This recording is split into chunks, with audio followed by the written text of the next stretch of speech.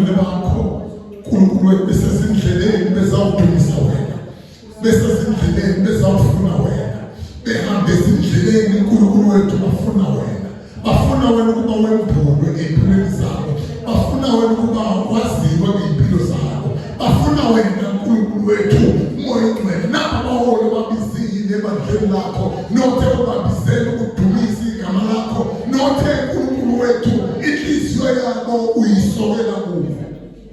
We thank you, Lord. We thank you, Jesus. We thank you, Jesus. You are worthy to be praised. You are worthy to be praised. You are worthy. You are worthy to be praised. Fanele kubongwa. Fanele kubongwa. Fanele kubongwa abantu bonke. Konke kunamaphiko bakudumisa igama lakhe. Konke kunamoya bakudumisa igama lakhe. Uyena uJehova Sabaoth wenzile. Uyena osuke enkasibulweni enkasibulweni. Uyena ongcwele. Uyena ongcwele. Uyedwa. Uyedwa babazekayo. Uyedwa obusekayo. Uyedwa. Uyedwa uJesu Mseni. Oyisixazululo salo wonke. Uyedwa uJesu Mseni oyisixazululo salo wonke.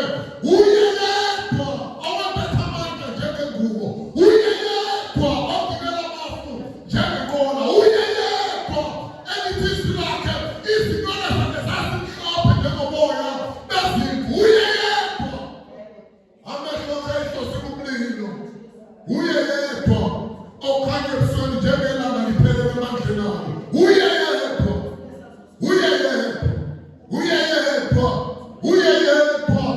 Esandleni sakhe khona amandla, esandleni sakhe khona igunya. Uyedwa.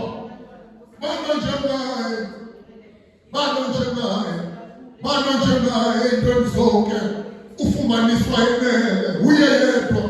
Uyedwa otusekayo. Uyedwa ongcwele. Uyedwa ongafenda endaweni yabantu bonke. Uyedwa owathi ngenasono wenziwe isono. Uyedwa. We thank you, Lord. We give you the praise. We give you the praise. We give you the praise. We praise your holy name and say, moya ongcwele nanti ibandla lakhe ezindaweni zonke liyahalala lidumisa igama lakho. Yambulwa ezinkonzweni zonke nakubantu bonke, ey'nhliziyweni zabantu bonke ushumayela umyalezo weqiniso. Yisi isikhathi okhulume ngaso. Wakufisa bonke abawaziyo bawaziyo iqiniso bese kuwe ngomoya nangeqiniso. We thank you, Lord. We thank you, Jesus. Simbonanga ungalinganiswa nawe, simbonanga ungafaniswa nawe.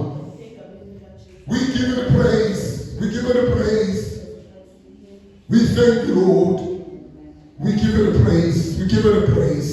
Inhliziyo yethu yenele, inhliziyo yethu iyatula, inhliziyo yethu ifuna wena, inhliziyo yethu ilangazelele wena, inhliziyo yethu moya ongcwele njengendluzela ilangazelela amanzi. Unjalo umphefumulo wethu ekuseni size kuwe. We thank you, Lord. Wena ukhuluma ngezwi lakho uzamazama ihlane. Khulume ngezwi lakho uphuthisa imbaba laseqele. Khulume ngezwi lakho lisenzele umusa ey'ntweni zonke nakubantu bonke. Siyawudumisa ekuseni, siyawubonga ekuseni. Asimbonanga njengawe, simbonanga ongalinganiswa nawe. We thank you, Lord. We thank you, Jesus. Moya ongcwele, there's the faithful servants. Unkulunkulu wethu nabakhonzi bakho abakukhonza ngeqiniso, nabakhonzi bakho ezindaweni zonke. Moya ongcwele abakhethile basoka inhliziyo yabo bayisokela kuwe, sibanikela kuwe. Moya ongcwele sibanikela kuwe ekuseni. Ngekho njengawe, ngekho ongalinganiswa nawe. Icebo lakho lihle, icebo lakho liyabongeka. Thatha udumo lonke luze kuwe. Wena ofanele ukubongwa, wena ofanele ukuthuswa, wena ofanele ukubatshazwa abantu bonke. Simbonanga njengawe futhi asimbonanga ongalinganiswa nawe. We honor and we give you the praise. We give you the praise this morning. More as we start this session, oh God, we trust in you. We trust in you. Abanye bathembe mashini abanye bathemba ezinqoleni, thina sikhetha ukuthemba igama lakho. Sikhetha ukuthemba igama lakho. Yilo lodwa igama lakho. Yilo lodwa elibizwa kungekho kube khona. Yilo lodwa elidala kungekho kube khona.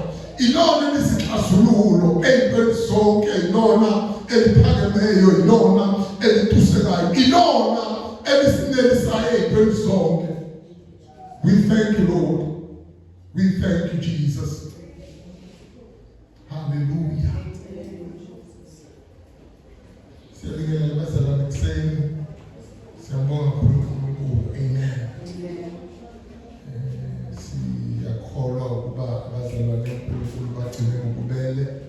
Namanje kuseni we are just going to share kafushane and then senze lokho umoya ongcwele asiyale ngakho. Amen. Hallelujah. I just want to speak ngento ye-commitment to the believer. Thank you so much. I just want us to speak about into ye-commitment to the believer. Sibizelewe ekuthembekeni kuNkulunkulu. Sibizelewe ekuthembekeni kuNkulunkulu. Azi uNkulunkulu avele. Hallelujah. Usho Apostle Paul uthi ase abunjwe uKristu phakathi kwenu. Hallelujah. Ngiyacela nisibuyisele iminyango lapha emuva so that we won't be disturbed as we share the word of God. Hallelujah. Ngiyacela sifunde izwi lenkosi asifushane bazalwane. I promise you we are not going to be long. Maningi amavesi sisifunde. I want us to be grounded in the word. Amen. As last week we've touched, as if in the Matthew chapter 5, only one verse 45. Then after that we'll pray. And Gonzo. Thank you, Lord. Thank you, Jesus. Matthew chapter 5, verse 45. Only one verse. Then we are done for this session. Verse will quote them as we go about. Most told you ufunde verse ayodwa bese siya tenders. Matthew 5 verse 45. Yes. Ukuba nibe ngabantwana bakayihlo osezulwini. Yes. Ngokuba yena ukhulisa ilanga lakhe phezu kwababi nabahle. Yes. Anyuse imvula phezu kwabalungileyo nabangalungile. Yes. Let's read Matthew 5 verse 45. Yes. Ukuba nibe ngabantwana bakayihlo osezulwini, ngokuba yena uphumisa ilanga lakhe phezu kwababi nabahle, anise imvula phezu kwabalungileyo nabangalungile. Amen. uJesu uyafundisa la Matthew chapter 5 fundisa. It's very surprising that ngiyacela manje ngilungisela i-sound is just ayifiki kahle emadluleni abazalwane uJesu is teaching la ukhuluma iyamangazinto yakhe kaMatthew chapter 5 ngoba when he's about to teach ukhetha ukukhuphukela entabeni. Ayizalwane ukhetha ukukhuphukela entabeni and mayikhuphukela entabeni lento yakhe ukukhuphukela entabeni yahlukanisa phakathi kwabafundi nesixuku. Ayizalwane amen. Zokhumula last section ukuthi don't be surprised uma ubona abantu abathandayo nobathembayo ebandleni ungababoni when it's time to teach. Don't be surprised abantu abathandayo nobathembayo uma kuyiyo umthandazweni ungababoni. These areas zizosho ukuthi when leaders are being made akuyena umuntu that will be available. Amen. Hallelujah. Amen. So ke uJesu mayefuna ukufundisa la kuMatthew chapter 5 lithi iBhayibheli wakhuphukela entabeni then mase kufika entabeni kwacaca ukuthi people that abafuna ukuya kuye abafundi kuphela. Hallelujah. Iyamamaza lento ngoba akashongo ukuthi isixuku sisala kodwa the journey yenza ukuthi isixuku sisala. Hallelujah. Amen. That's ilokho esikwenza as we teach. Sifisa bonke who are not called to be leaders in the church basale ngemuva hayi ngoba sibakhethile. Hallelujah. Ngoba the Holy Spirit has Hallelujah. Ababizeli. Ithi iBhayibheli uthi usethi uJesu kubona ilanga ulikhanyisela abahle nababi. Hallelujah. When the grace of God was upon ifika kubantu bonke. Kodwa yenza izinto ezingafani kubantu bonke. Hallelujah. Amen. The grace of God yenza izinto ezingafani kubantu bonke kodwa ifikela abantu bonke.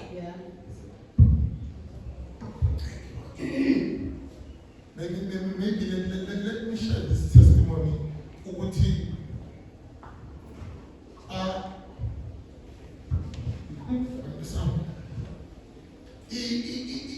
into yevangeli, into esiyiyona nento ekufanele kube yiyona ayifani. Bengizazana? uNkulunkulu wakwenza ihistory yakhe emaphakadeni kuba athi sembumbile umuntu wafana naye. Hallelujah. Ngoba we-understand ukuthi umuntu akuyona lento ebonayo, umuntu into engaphakathi. Bengizazana?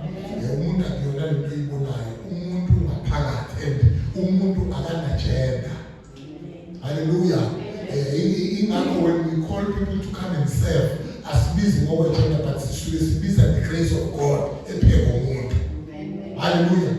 Lithi iBhayibheli sasale lesonweni automatic usho David uthi sasale lesonweni automatically sayizoni noma singobhemanga kwaye. Sayizoni by default ukuthi sawe lesonweni ngenxa kaAdam.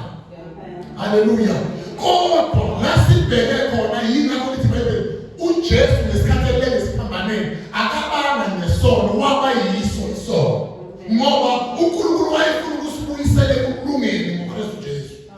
Hallelujah. So kuyenzeka ekuhambeni kwakho uzithola iBhayibheli elithi yiyo lento ofuna ukuba yiyo, kunomahluko phakathi kwento ofuna ukuba yiyo nento yiyo.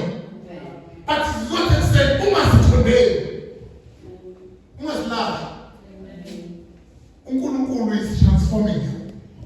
The issue of transformation, ukusindiswa sishilo lasibethathu, ukusindiswa into instant. Ayizona isho leBhayibheli lithi uma uJesu evele emafini ezolanda ibandla kuyokwenzeka ngokuphazima kwethu. In other words, okusho ukusindiswa kwenzeka instantly. Kodwa to be transformed in the mind kuthatha 40 years. Khumbula phela uhambe Israel uMose ehlane for 40 years. uNkulunkulu ebalungiselela izwe lesethembiso ngoba wayazi ukuthi noma sebasindisile bezibulu kodwa abakulungele ukungena. Hallelujah. So the social dialect says imvula inela abahle nababi. Imvula ikhethi. As we are called to lead in this church, kufanele ukuvuma ukuba uzothanda abahle nababi. Uzothanda abahle nababi. Ayikho ke into elimaza kakhulu ngaphezu kwento bizele kuyo. Ayizona? Ayikho nje ungacabanga ukuthi uyolinyazwa umuntu ohleli ethaveni lapha amayithanqaza. No, kwabamsukile. Akakwazi ukulimaza ehleli ethaveni. Kodwa once wabuya wesala, yila izokulimaza khona ngoba wonibizele kuye. Hallelujah. So let's be prepared as we go out for souls. Bazosilimaza abantu. Bazosilimaza abantu. Uma singakushela ukuba sikutshela iqiniso levangeli ukuthi abantu bazokulimaza futhi kuzofanele bakuhlole ngoba awukwazi ukuba sevulimele. Hallelujah. Abantu bakulimaza ubanikelele. Abantu bakulimaza ubahambele. Abantu bakulimaza udela isikhathi sakho wabanika sona. Kodwa bathola into abakwazi ukuyisho ngawe. Hallelujah. Uthi uJesu mayekhuluma uthi izwe alingazanga. So don't expect ukubizwe ukwazi. Hallelujah. As a leader of this church, yazi ukuthi abantu bazokulimaza. We don't expect the leadership ukuba sihlale imhlangano la sithi khona uthi manje ngisakwazi ukuqhubeka nokuseva ngoba ngilinyazwa abantu ngoba vele abantu bazogijima uzolimala ngoba sisemsebenzini kaNkulunkulu. Hallelujah. Because into yokuseva in the body of Christ kufanele kube peace nokulinyazwa abantu ngoba iyona uNkulunkulu iyona uJesu ayifela. Hallelujah. Uzokhumbula ithi Bible one thing yezwa isixuku sami ngesathi dedela uBhanaba ubethele uJesu. Yena lozobafela. So i-problem yakhe yokuthi ungafi emzweni yakho. As you said, inkinga yakho ngoba into efile nomuntu ofile akazwa buhlungu. So when we call for you to die, sisho ifa. Asinakhona isikhathi mama umkhizi bathi uyabona ukuthi abangazi sesekuvuka ikhanda lakithi kaGumede no ifa alifi ikhanda lakaGumede singaliboni nangalikhala. Hallelujah. Lifi ikhanda lakaNdlovu ukuthi kwazi ukuthi abantu bazana kaNdlovu bayakwakaza kutholakala amahle serving well noma engafani namantombazana kaNdlovu. Ngoba ufike kuKristu wafa. Hallelujah. You can't serve God's people ungafanga.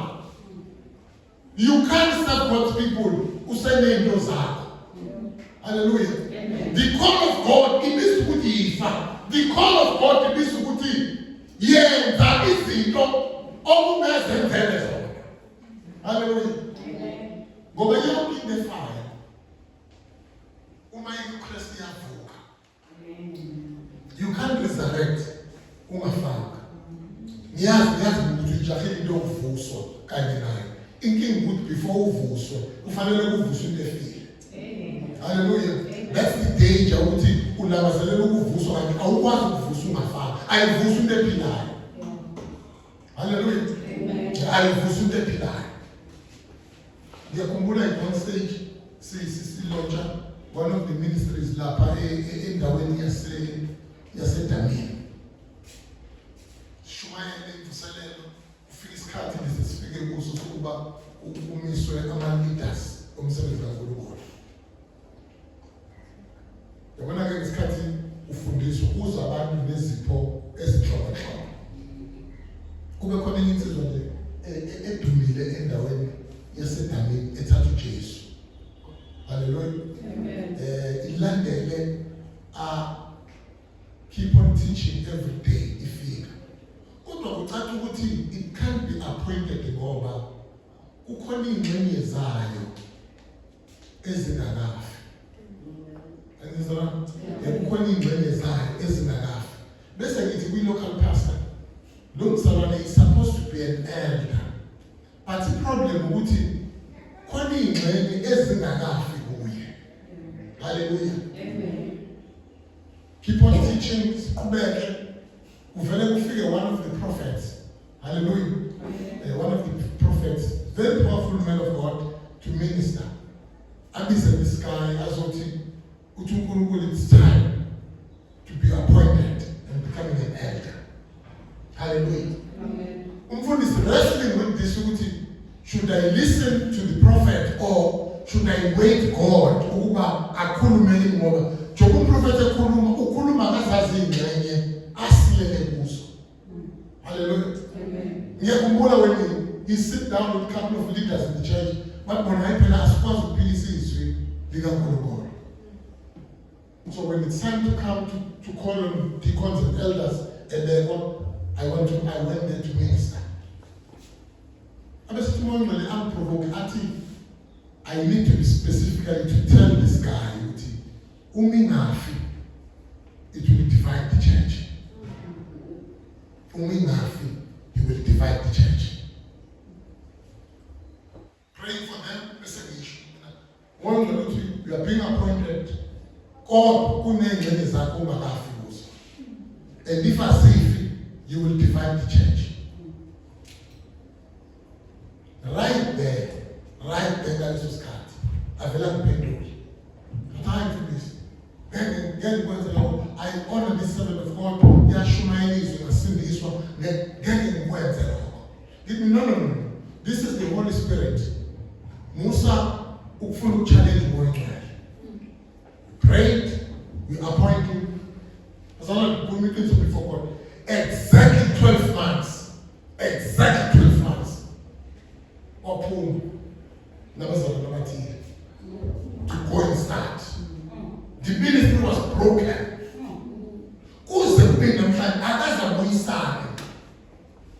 No, spiritual father work. And the problem is he's doing well in the marketplace, but he's not called because only many of family is safe. Hallelujah. When goes to resources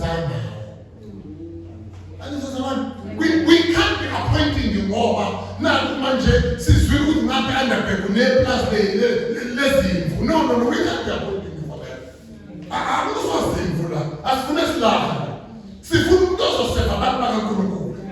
Hallelujah.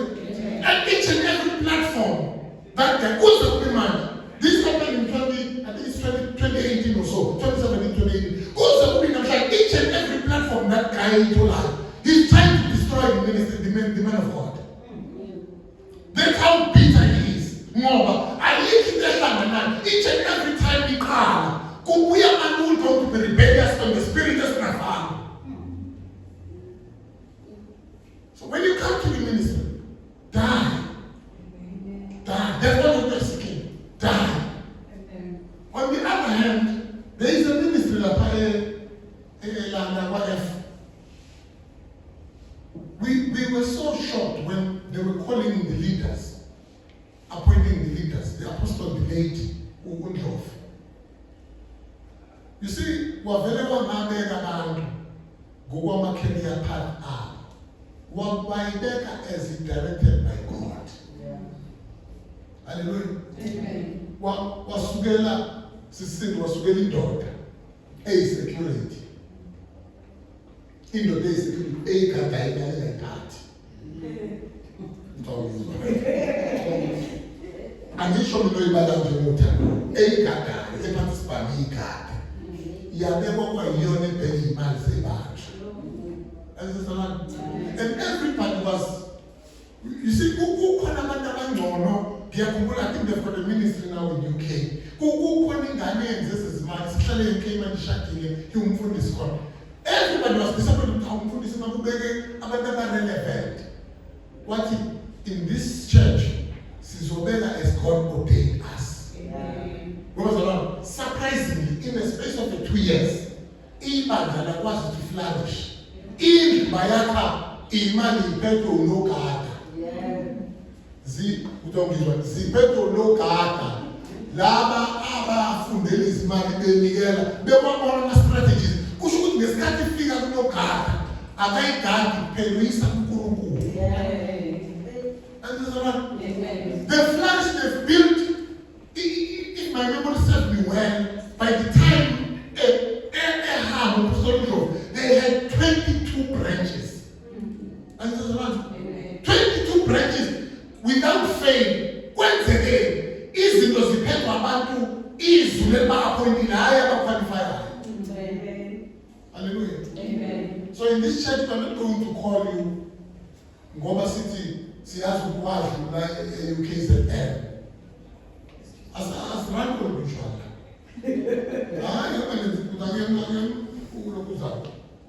Alexander Fox, we are living the ministry of God. As we never skills, I was a terrible way, autos from this account. Hallelujah. The all tells us from this account.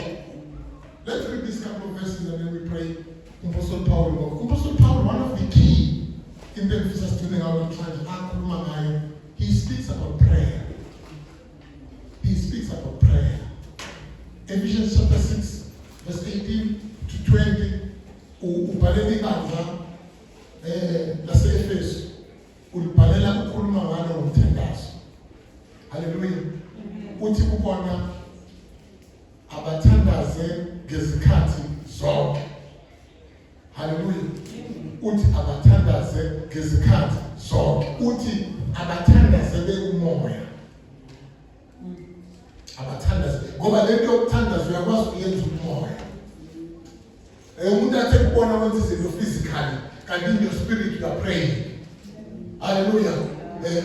Akubona umuntu ulokhoza simabulo ushawa umuntu ufuna umthambo, ushawa umuntu ufuna umthambo, ufuna umuntu. Kanti in your spirit you are interceding for life. Hallelujah. Uthi uqeda ukufaka idrip eyodini athi ngicela lo asisitolo ngifaka idrip ikhona umuntu umonye lapho khona into ethi ngikhulume naye. Uthi uJesu uyathanda amukela uJesu kade efaka idrip kusho ukuthi uhlangane ne-servant of God yathi ufaka idrip interceding. Angizona ngoba uNkulunkulu usibizele ukuthi uminister to one another. Bana kanti ngokukhuluma kanjalo ukhuluma nebandla laseKolose athi kubona let them keep on praying. Yeah. Athi abahlale besemthandazweni. Uyazibhalela abantu uthi abahlale besemthandazweni kusho koEfesu uthi abahlale besemthandazweni athi bakusele ngesikhathi zonke ukuba bakhulume izwi likaNkulunkulu ngesibindi. Ayizobeka short. Leke njobe bhala wesisithi ubhala usejele akasho ukubathandazela ukuthi akhulume. Athi abathandazela ukuba akhulume izwi likaNkulunkulu ngesibindi. In other words, when you are a leader, you are more ulangazelela ukuthunywa ngaphezu kwecomfort. Amen. Ukhuluma nebandla usejele kodwa akakhulumi into zasejele, akakhulumi into yokuphuma. Ukhuluma ngokuthi let us be commissioned for the work. Hallelujah. Lokho siyafuna thina kuthandazela izinto ezihlupha inyama yethu. Kanti yena ufuna sithandazela umsebenzi ngaphezu kwenyama yethu. Sometimes we will serve God. Inyama yethu ithubeka nominyinyeka. Hallelujah. It's not all the time uzohlala ku-comfort zone. Hallelujah. Uzomkhonza unazo izinto ezibuhlungu in your spirit kodwa uNkulunkulu akubize ukuba mkhonza. Hallelujah. Uthi-ke kunabazalwane baseKolose kuphondi zonke keep on praying. Hallelujah. Azogcina ngalaba baseThessalonike athi rejoice always. Athi be thankful. You see, athi bomane angasho ukuthi ababonga izinto athi ababonge noma. Utakubonga in respect ukuthi udlula kodwa utakubonga. Amen. Lento kubonga ayingabi into yokubonga ngoba uthola into kodwa ihlala usamoyeni wokubonga. Amen. Hallelujah. Ngoba sana uyakwazi ukubonga isimo esibuhlungu. Ngoba kuyenzeka isimo esibuhlungu sikufundise into okube uyifunde ebumnandini. Amen. Hallelujah. uNkulunkulu ambulwa ngobuhlungu odlula kubo. Uthi-ke let us thank him always. Ngifisa ukuthi namhlanje kuseni let's take this opportunity sibonge uNkulunkulu ngomthandazo. But sizokwenza in a different way. We are going to pray. We're going to pray. Ngicela sisukume sonke sime ngenyawo.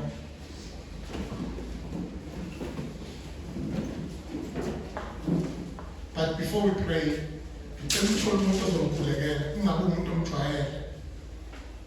Thola nje umuntu ongafikanga la ekuseni yena. You will hold hands and you will pray.